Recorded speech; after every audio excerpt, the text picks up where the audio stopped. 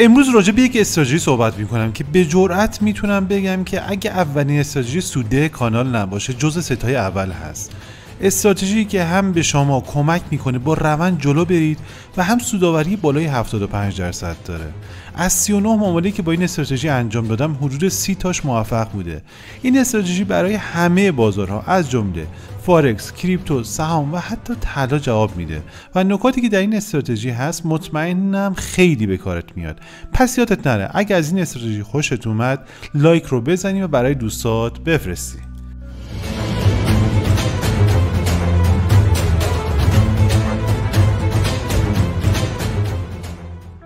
استراتژی که امروز در خدمتتون هستم جزئیات اولیه‌اش رو یکی از دوستان برای من ارسال کردن که واقعا برای خود من جالب بود که اومده بودن از یکی از استراتژی‌هایی که توی کانال بوده استفاده کرده بودن و به یک وین ریتی میشه گفت حول و حوش 50% رسیده بودن.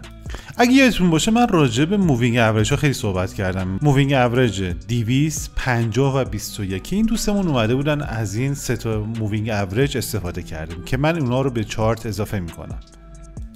دقت داشته باشید اکسپوننشیال EMA، من راجع به EMA دارم صحبت میکنم. EMA 200 رو اضافه میکنیم اینجا بر روی اکسپوننشیال باشه. حالا من یک مقدار ضخامت این رو افزایش دادم. از EMA 200 چه استفاده میکنیم؟ ما موقعی که کندل ها بالای EMA 200 هستن روند بازار برای ما روند سودی هست و موقعی که کندل ها زیر EMA 200 هستن برای ما روند نزولی هست. حالا من این پریود رو بردارم. پس دقت داشته باشید توی این روندی که ما الان اینجا داشتیم کاملا روند برای ما روند نزولی بوده. حالا ما تایم فریم رو ببرم روی 1 ساعته که بهتر دیده بشه. همونطور که مشاهدین فهمید توی این روند کاملا نزولی بوده برای ما. خب میام یک EMA 50 رو هم به چارت اضافه میکنیم. 50 کنم، رنگش رو هم زرد کنیم، ضخامتش رو هم و یک EMA 21 که رنگ EMA 21 رو همون سفید میذارم و به این شکل. حالا یه مقدار زوم کنیم روی چارت. دقت داشته باشید ما موقعی پوزیشن شورت میگیریم که سفید پایین زرد و زرد هم پایین EMA 200 باشه یا قرمز باشه. حتما اسیلاتور RSI رو هم به چارتتون اضافه کنید و ملاک عمل برای ما نقطه 50 هست.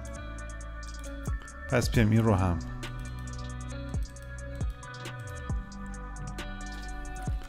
پنجاه کنیم، رنگش رو هم سفید کنم که بهتر دیده بشه.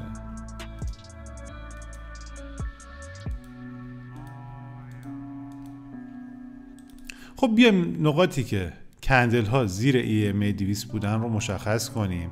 از اینجا به بعد تقریبا میشه گفت عمده کندل ها زیر EMA 200 بودن، پس برای ما به عنوان یک وضعیت نزولی به حساب میاد. کاری که انجام میدیم ما میایم از فیبوناچی استفاده میکنیم. خب زمانی که خط سفید زیر خط زرد و زرد زیر خط قرمز قرار داره کل پارامترهایی که مد نظر ما هست برقرار هست. ما میایم از فیبوناچی چه استفاده میکنیم؟ نقطه ای که دقیقاً شرایط برای ما فراهم شده به عنوان ملاک عمل ما هست، یعنی دقیقاً همینجا.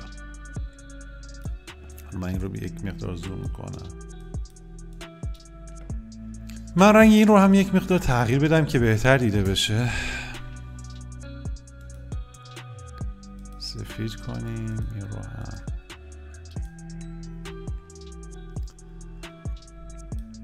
خب ما اومدیم چیکار کردیم؟ از نقطه ای که کل پارامترهای مد نظر ما یعنی همینجا برقرار بود تا این ناحیه که یک برگشتی رو داشتیم، ما میایم این ناحیه رو مشخص میکنیم و موقعی که ما به ناحیه 38.2 50 یا 61.8 برمیگردیم و خود EMA ها ما به اونجاها میرسیم به عنوان ملاک عمل برای ما هستش برای اینکه بیایم در راستای روند پوزیشن بگیریم. اینجا اگه بخوایم نگاه کنیم مشاهدین فهمید که توی این لگ ریتریسمنتی که ما اینجا داریم دقیقاً اومده نقطه 61.8 رو هم رو بالا شکسته و در حالی که اصلا نزدیک EMA ها نبودیم، پس اینجا به عنوان ملاک عمل برای ما نیستش. میایم چیکار میکنیم؟ اینجا دقیقاً یک بار رفته بالای EMA زرد و دوباره برگشته پایین. پس اینجا رو به عنوان یک روند جدید به حساب میاریم. مشاهده فرمایید که برگشتی به نقطه 50 ریترسمنت، فیبوی ریترسمنت. یعنی ما دقیقاً از جایی که دوباره کراس شروع شده اومدیم به عنوان ملاک عمل قرار دادیم، چرا که سفید زیر زرد و زرد زیر قرمز بوده.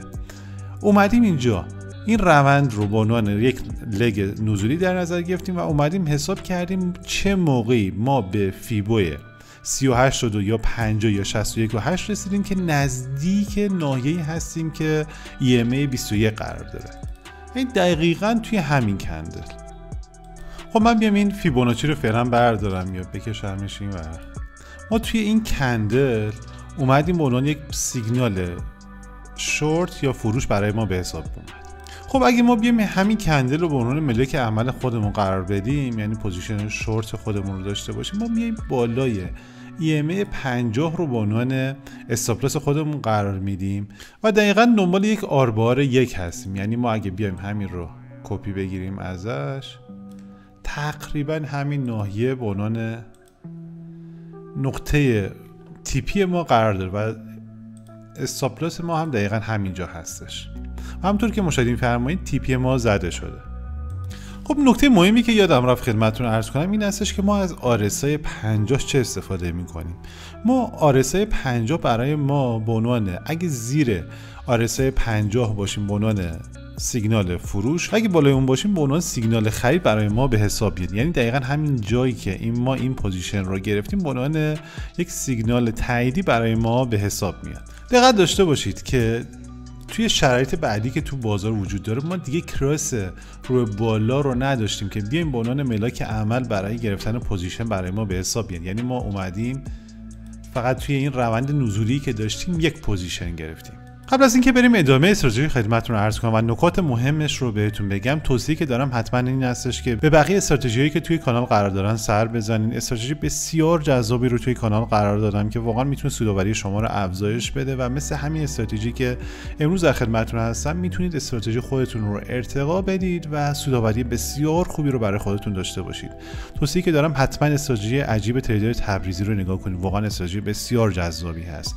استراتژی که بر اساس ICT هست و متاسفانه خیلی مورد توجه قرار نگرفت، ولی واقعا استراتژی هست که بر اساس رپید ران هست و واقعا سودآوری خیلی خوبی رو به شما میده.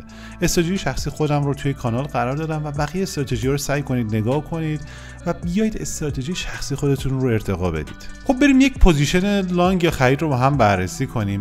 توی ناحیه‌ای که هستیم EMA قرمز زیر زرد و زرد هم زیر سفید قرار داره. پس اینجا به عنوان ملاک عمل برای ما به حساب میاد. اولین سوینگی که وجود داره میتونیم بگیم که همینجا هست، روی همین کندل هست. خب اگه این رو یک مقدار کش بدیم، اینجا مشاهده می‌فرمایید که به نقطه 61.8 رسیده و اون رو تقریبا رد کرده رو پایین. ما میتونیم اینجا به عنوان شکسته شدن حساب کنیم یا این رو به عنوان یک شادو حساب کنیم و بگیم که توی همین کندل ما یک حرکت برگشتی رو به بالا رو داشتیم. پس اینجا میتونه به عنوان یک ملاک عمل برای ما به حساب بیاد.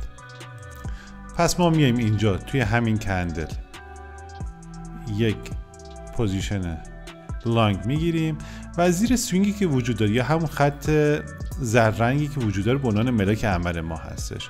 میایم دنبال یک آربار یک هستیم. من همین مستطیل رو بیارم بالا و همونطور که مشاهدین فرمایید اینجا تیپی ما مجدد زده شده. لطفا اگه تو اینجا با من همراه بودی و از این استراتژی خوشت اومده، نظرت رو راجع به این استراتژی به من بگو و با سابسکرایب و لایک کردن به من انرژی بده که استراتژی بیشتری رو توی کانال قرار بدم. خب بریم روی نمودار یورو به دلار و یه بررسی داشته باشیم ببینیم وضعیت به چه شکلی هست و آیا میتونیم توی تایم فریم های یک دقیقه یک اسکالپ خوب رو داشته باشیم یا نه. اینجا دقیقاً شرایطی که مد نظر ما هست، یعنی سفید بالای زرد و زرد بالای قرمز کاملا برقرار هست. ما اگه بیایم به اینجا یک فیبو بندازیم،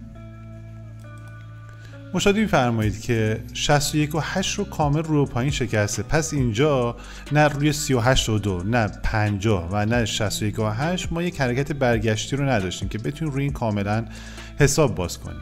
خب بریم یه پوزیشن دیگر رو بررسی کنیم. اینجا شرایطی که مد نظر ما هست برقرار هست و ما اگه بیایم یک فیبوی ریترس بندازیم مشاهده می‌فرمایید تقریبا نزدیک خط EMA هستیم، یک برگشت تقریبا به ناحیه 50 رو داشتیم. پس اینجا به عنوان یک ملاک عمل برای ما به حساب میاد. پس اینجا روی کلوز این ما میایم یک پوزیشن شورت میگیریم و دقیقاً تیپی که مد نظر ما هست اینجا هم زده شده. دقت داشته باشید بعضی از مواقع شاید مثلا من برگردم به همین پوزیشن قبلی که داشتیم، اینجا رو اگه بخوایم نگاه کنیم مشاهده می‌فرمایید که یک حرکت تقریبا برگشتی رو داشتیم اینجا، ولی واقعا کندل قوی نیستش که بگیم که کندلی هستش که بتون روی اون حساب باز کنیم که پوزیشن بگیریم. حتی من خیلی از مواقعی که حتی با این استراتژی این پوزیشن ها رو هم گرفتم، وین ریتی که به من داده نزدیک 75% بوده. درست الان عمده پوزیشن، یعنی همه پوزیشن هایی که بررسی کردیم پوزیشن های سوده بودن، ولی یک همچین اشتباهاتی هم وجود داره و به خاطر همین هم خدمتتون عرض کردم که وین ریتی که ما از این استراتژی میتونیم داشته باشیم هولوش 75% هست و واقعا وین ریت بسیار خوبی است. با یک مدیریت سرمایه درست شما واقعا میتونید یک استراتژی فوق العاده را از این روش به دست بیارید. خیلی ممنون از اینکه امروز هم با من همراه بودید. لطفا مطالب رو لایک کنید، نظرتون راجع به این استراتژی به من بگید و لطفا برید روی نمودار و این رو تست کنید و از روی ظاهر قضیه نیاد بگید که نه استراتژی به درد نمیخوره. واقعا برید این رو تست کنید و ببینید چقدر سودآوری‌های خوبی رو میتونه این روش برای شما داشته باشه.